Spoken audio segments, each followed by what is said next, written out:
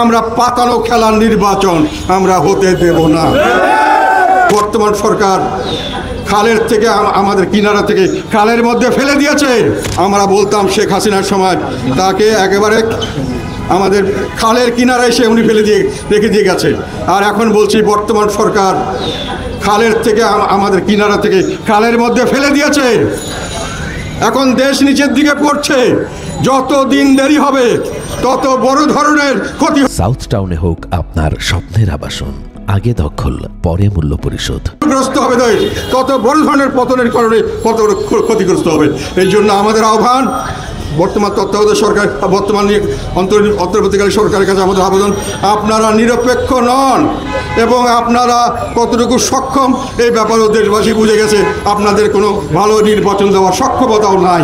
কাজেই আপনারা চলে যান, একটা তত্ত্বাবধায়ক সরকারকে দেন যে সম্পূর্ণ নিরপেক্ষভাবে নির্বাচন পরিচালনা করবে এবং সবাইকে সমান সুযোগ দেবে, যাতে করে দেশে একটা রাজনৈতিক স্থিতিশীলতা আসে।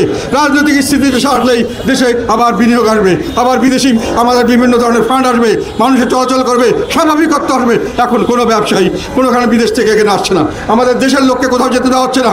আমরা একটা দুর্যোগের মধ্যে বসবাস করছি। এর থেকে আমাদের উদ্ধার চাই এবং এই উদ্ধারের জন্য আমাদেরকে মাঠে নামতে হবে, দরকার হলে সামনের দিকে।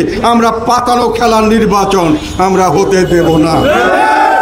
নির্বাচন হলে নির্বাচন হতে হবে, এই নির্বাচন প্রকৃত নির্বাচন হতে হবে এবং এখন যত তাড়াতাড়ি সম্ভব বর্তমান সরকার পদত্যাগ করে একটি তত্ত্বাবধায়ক সরকারের ব্যবস্থা করা উচিত। এটি আমাদের দাবি এবং তাকে আমরা বলবো প্রশাসন এবং সর্বক্ষেত্রে সবার সঙ্গে সেইভাবে বন্দোবস্ত করে আপনারা এমন বন্দোবস্ত নেন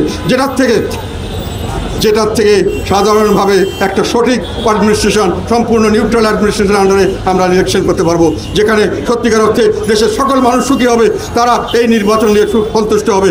সকলে মিলে তখন আমরা দেশকে সামনের দিকে এগিয়ে নিয়ে যাবো, দেশকে এই ভয়াবহ অবস্থা থেকে উত্তরণ করবো, অশান্তির দেশ থেকে শান্তির দেশে চলে যাবো। আমরা আজকে দুর্বল দেশ থেকে, আমরা দুর্ভিক্ষপীড়িত দেশ থেকে আমরা একটা সচ্ছল দেশে পরিণত হবো ইনশাল্লাহ।